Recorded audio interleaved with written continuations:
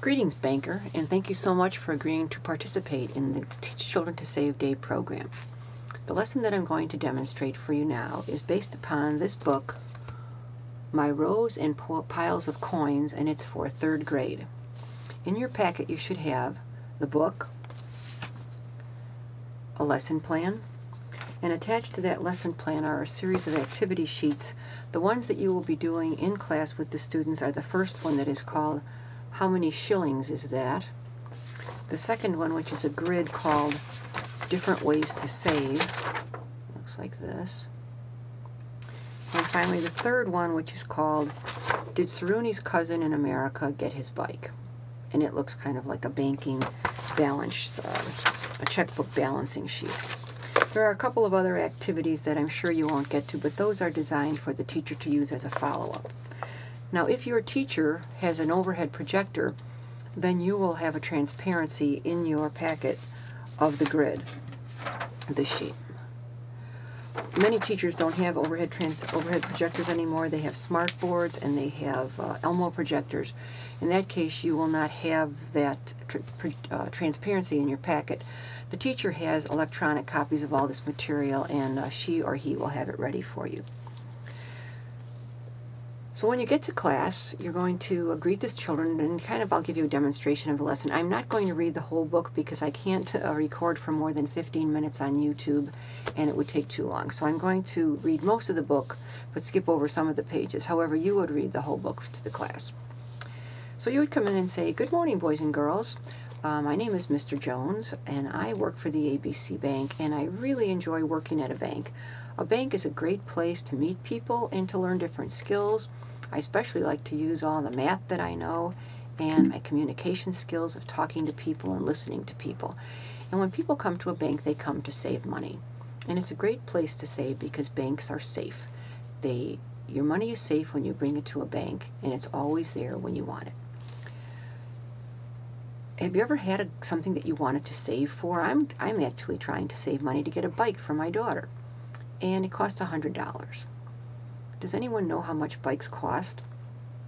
Yeah, they could cost $100, they could cost $60, and you should write these numbers down on the board so that the kids have an idea of how much a bicycle costs. And if I wanted to save $10 a week to get a bike that costs $100, how long would I have to save? Well, I'd have to save 10, 20, 30, 40, 50, 60, 70, 80, 90, 100, 10 weeks in order to save to get a $100 bike. Well, we're going to read a story about a boy who lives in Tanzania, and he has a goal. He wants to save for something. He earns money by going to the market each week. In Tanzania, their markets are a lot different than supermarkets or shopping malls in the United States. They sell things every week, and they get money in order to buy things like bicycles. And so I'm going to read the story of Saruni and his rows and piles of coins. After a good day at the market, my mother Yio gave me 5 whole 10-cent coins. I gaped at the money until Yio nudged me. "Saruni, what are you waiting for? Go buy something for yourself." And you can see the boy counting his money. I plunged into the market. I saw roasted peanuts, chapati, rice cakes, and sambusa. There were wooden toy trucks, kites, slingshots, and marbles. My heart beat excitedly. I wanted to buy everything, but I clutched the coins tightly in my pocket.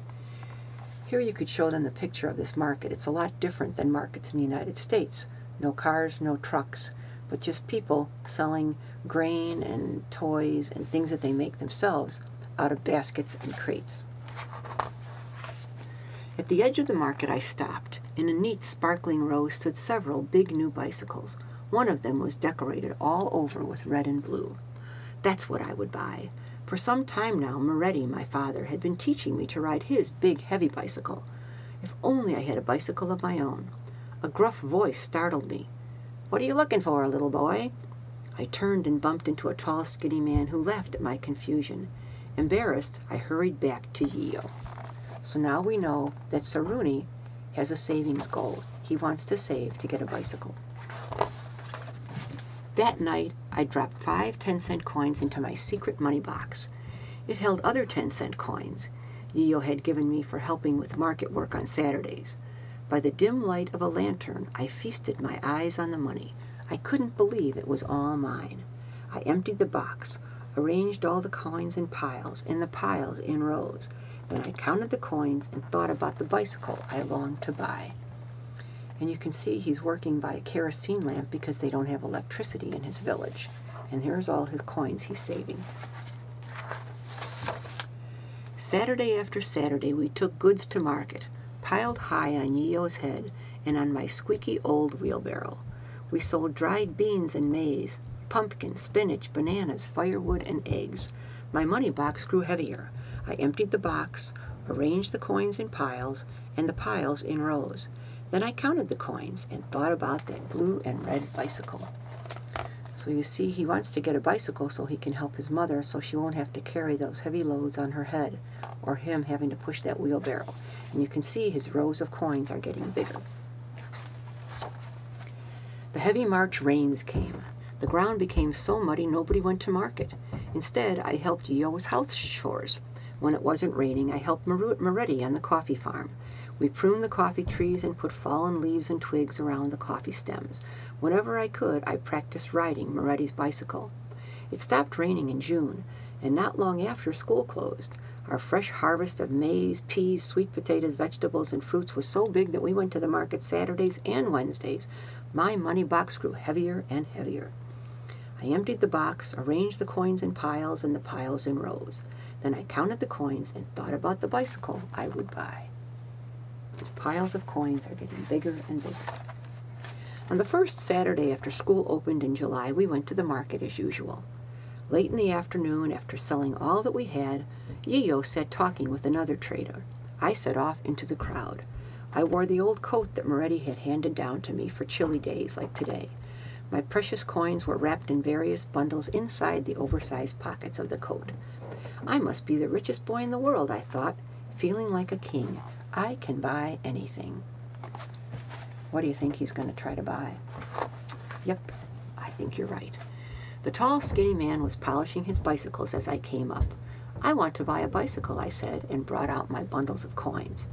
The man whistled in wonder as I unwrapped the money carefully on his table. How many coins have you got there? Proudly I told him, 305. 305, he muttered. That's 30 shillings and 50 cents.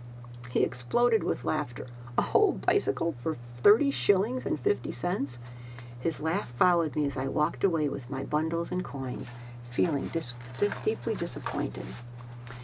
On our way home, Yi-Yo asked me what was wrong. I had to tell her everything. You saved all your money for a bicycle to help me, she asked. I could tell she was amazed and touched. How nice of you. As for the tall, skinny man, she scoffed. Ugh, what does he know? Of course you will buy a bicycle. One day you will. And her kind words, though, did not cheer me up. The next afternoon, the sound of picky-picky filled the air. Tuk, tuk, tuk, tuk, tuk. I came out of the house and stared in astonishment. Moretti was perched on an orange motorbike. He cut the engine and dismounted. Then, chuckling at my excited question about the picky-picky, he headed into the house. When Moretti came out, Yi-Yo was with him, and he was wheeling his bicycle. I want to sell this to you for 30 shillings and 50 cents. He winked at me. Surprised, I stared at Moretti. How did he know about my secret money box? I hadn't told him anything. Then suddenly I realized the wonderful thing that had just happened. My bicycle! I have my very own bicycle, I said.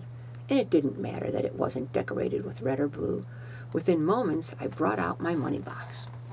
Moretti gave Yi-Yo the box, and Yi-Yo gave it back to me. Puzzled, I looked from Yi-Yo to Moretti, and then back to Yi-Yo. You're giving it back to me? She smiled. It's a reward for all the help you are to us. Oh, thank you, I cried with glee.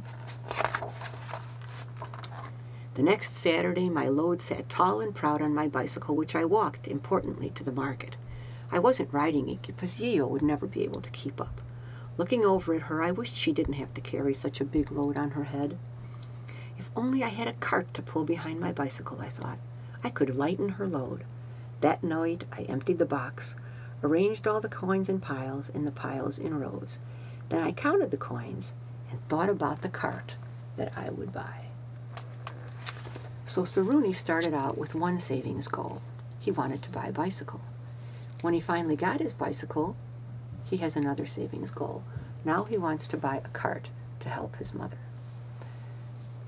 So now you could ask the students questions like, what was his savings goal? To buy a bicycle. How many coins did he save?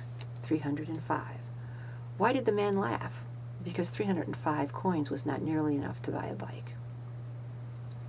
And so now we're going to do some activities, boys and girls, and we're going to let you work together with a partner.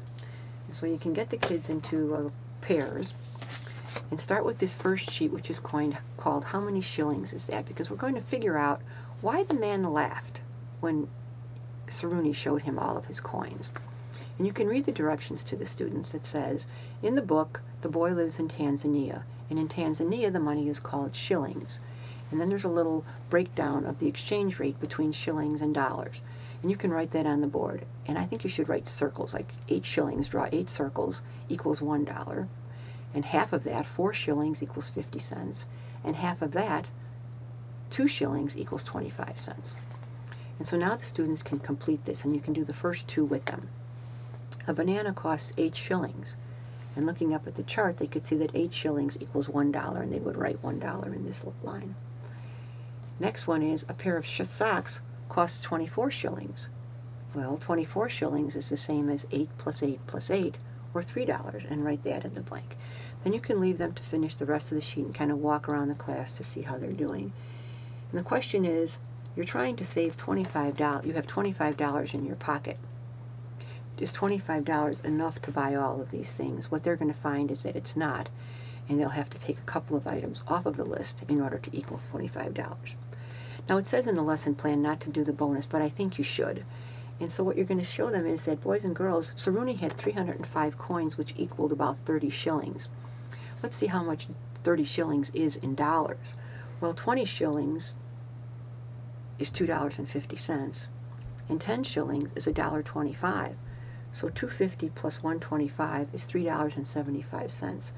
So we know that $3.75 is not nearly enough to buy a bicycle, and that's why the man laughed at him. When they finish this activity, if you have an overhead projector, you would display this grid. If not, the teacher will have it displayed on her smartboard or on her Elmo projector. And what this grid shows is we're going to compare different ways of saving things. Now, Saruni saved his money in a box, but you can save money in a piggy bank, a wallet, a dresser drawer, all kinds of different places, also in a bank. So boys and girls, each of these has an advantage or a disadvantage.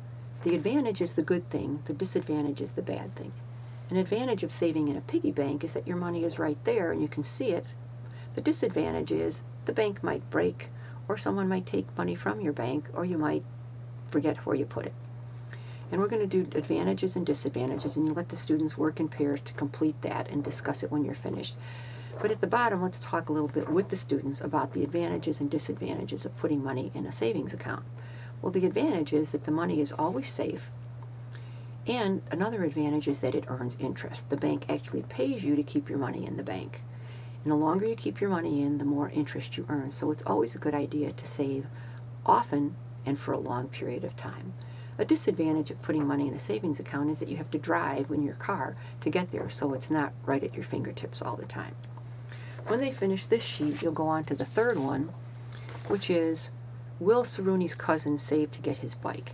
And this is kind of like a bank deposit sheet, and it has statements like he saves $3.50. I would have the students underline the word saves and then put a plus sign, because when you save, you're adding money to your account. And when he spends money, underline spends, and that would be a minus sign because you're subtracting money from the account. And they can complete this sheet putting pluses and minuses, and they can do their work in this column. And what they'll find at the end, but don't tell them this ahead of time, is that he doesn't have enough money. And so they should suggest to him that he needs to save more than he spends in order to save for his bike. In conclusion, then, you would review the concepts of saving goals, different currencies, how it's important to save each week, how banks are safe, and that banks pay interest, and it's always important to save more than you spend. And that's the lesson for rows and piles of coins. Thank you.